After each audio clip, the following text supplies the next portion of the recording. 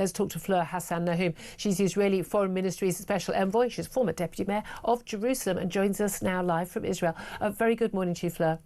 Hi, Julia. Thank you so much for joining us. I have to say, I was really pleased to be able to meet you on my recent trip to Israel. You spoke to the good people I was travelling with. I could not have believed then that we would be discussing today the prospect that within the next 72 hours, every single one of those families that I met, Hostage Square, and have interviewed over the last couple of years, could possibly be getting their loved ones home. Just tell us your reaction when you saw that this deal was, well, agreed.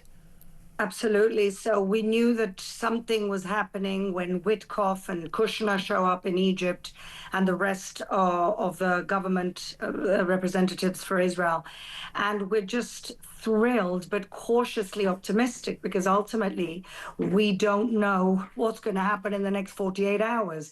But at the moment, it looks like these hostages are coming home. There's been an incredible amount of pressure put on Qatar and on Turkey, who are essentially the only people still supporting Hamas. And I think that pressure has worked. But again, Julia, you don't know with these people until the very last minute. Until I see those hostages in that Red Cross van, I'm not going to believe it. I know, and that's the thing, is that a lot of people are going to feel that way. But see, you see pressure on Qatar and Turkey. There's some reports that, British media, which we know, we've talked many times about the bias in British media on this issue, which seems to argue that, well, Donald Trump had to get involved because Qatar, his big ally, who gave him his big jet, they were angry after the misstep by Netanyahu in those attacks on the Hamas leadership in Qatar. But I would see it the opposite way round, that the Qataris finally realised, this is no longer in our interest to be supporting Hamas, and they put pressure on Hamas because Israel put pressure on them.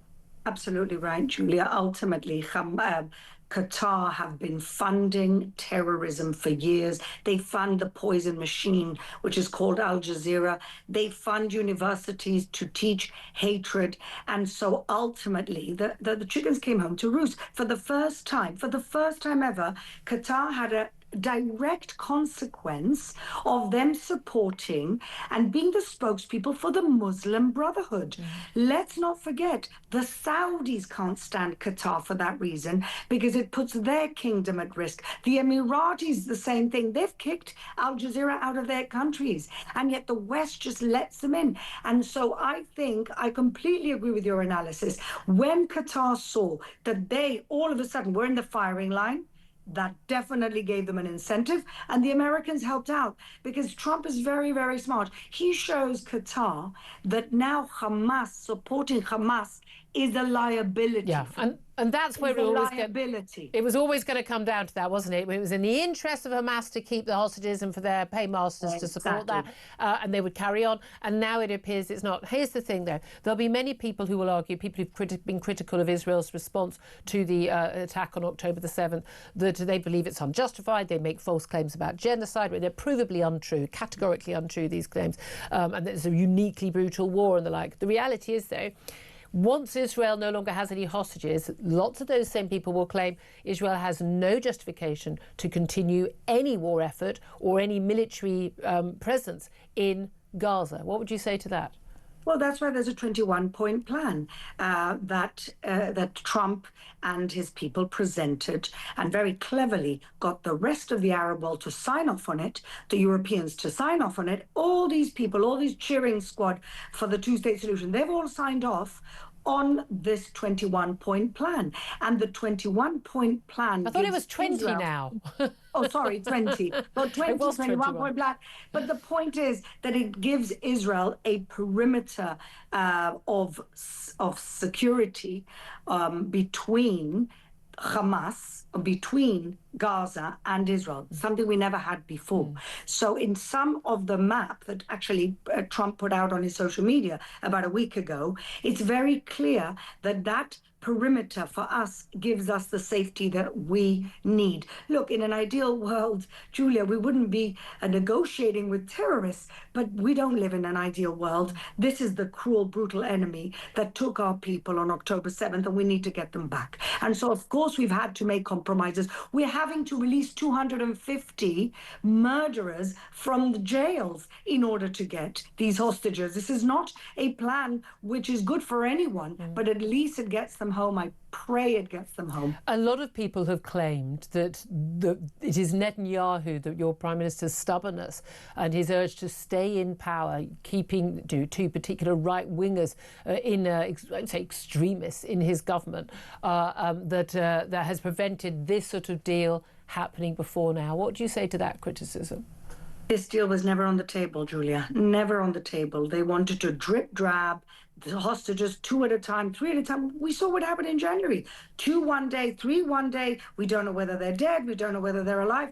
That was the psychological warfare they were doing to us. And Trump came and said, or all or nothing. And if you don't release all the hostages in phase 1, Israel can do whatever they want with America's backing. That type of gun on the table, which is very, very typical of Trump, is what works in the Middle East.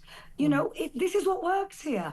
You're dealing with people who would take us back to the 7th century if they could with their brutality. What are they going to understand? Yeah, I mean, this is the thing. The trouble is, people say this peace plan's been agreed and Donald Trump bigs it up and he's doing all the big, I don't believe for a moment that Marco Rubio, the Secretary of State, walking in with a note that they knew would be able to be seen by the cameras, wasn't part of theatrics of this. And he makes the announcement he's going to fly to the Middle East. He wants to be there for it. I don't care. Give the guy 14,000 Nobel Peace Prize. There was a guest of mine said yesterday, give him the prize for physics and astronomy. You give him the prize for everything. But this, I mean, it's done more than most people who've got a lot of those prizes. But here's the thing. The peace plan hasn't been agreed to by Hamas. It's been agreed to by the Arab states, by America, by European nations, and by Israel. But Hamas have said yes, but they've said yes to this phase. This is just phase 1. After that, there is no agreement. And the trouble is that actually the after that bit is rather more complicated. It is rather more complicated, but that's why there's a 20-point plan with milestones. And so you want this, you have to commit to that. You want that, you have to commit to that. The biggest sticking point is the disarmament, because it's a terrorist group. Their raison d'etre is arms. And that is the biggest sticking point. Are Hamas going to remain governing Gaza? And I hope they don't, mainly for the Palestinian people living in Gaza. They deserve a better leadership than murderous jihadists, people who actually want to give them a future, want to develop an economy. They had that opportunity in 2005, and they elected this terrible government, and this government, of course, never had an election again, and they've taken the people to ruin. And so I hope that this is not just peace for us and quiet for us, but the opportunity for Gazans to have a better future. Well, we shall see what happens. Fleur Hassan-Nahoum, thank you so much indeed for joining us, Israeli Foreign Ministry's Special Envoy.